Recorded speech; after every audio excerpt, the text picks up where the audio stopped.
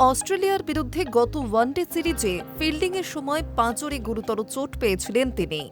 বোর্ডের medical team তৎপরতা না দেখালে তার জীবন সংশয়ও হতে পারত। তারপর থেকে আর মাঠে দেখা যায়নি শ্রেয়াস আইয়ারকে। এতদিন পর মুম্বাইকার ব্যাটিং শুরু করলেন তিনি। চোট পাওয়ার পর প্রায় 2 মাস কেটে গিয়েছে। তারপর ফের ব্যাট হাতে নেমে পড়লেন শ্রেয়াস আইয়ার, যার পর আপাতত তিনি যাচ্ছেন বেঙ্গালুরু সেন্টার অফ এক্সেলেন্সে, যেখানে তার চোটের অবস্থা খতিয়ে দেখা হবে।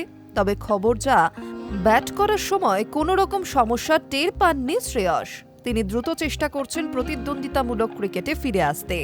চোট পাওয়ায় সৈয়দ মুস্তাক আলী ট্রফি খেলতে পারেননি শ্রেয়াস। দক্ষিণ আফ্রিকা সিরিজেও পাওয়া যায়নি তাকে।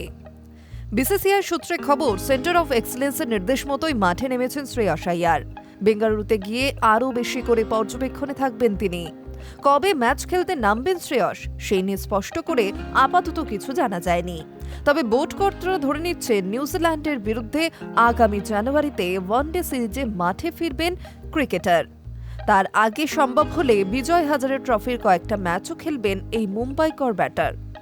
মুম্বাইয়ের জার্সিতে বিজয় হাজারে খেলতে পারলে তবেই নিউজিল্যান্ড সিরিজে ফেরানো হবে শ্রেয়াসকে, এমনটাই খবর বোর্ড সূত্রে।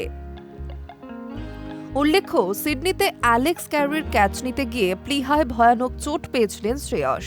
বেশ আশঙ্কাজনক অবস্থায় তাকে অস্ট্রেলিয়ার হাসপাতালে ভর্তি করতে হয়। দিন 3 পরে হাসপাতাল থেকে ছাড়া পান তিনি। মাসখানেক আগে তিনি রিহাব শুরু করেন, এবার ব্যাটিংও শুরু করেছেন। তবে শ্রেয়াসের চোট যথেষ্ট গুরুতর ছিল, ফলে তাড়াহুড়ো করলে আখেরে ক্ষতি হতে পারে।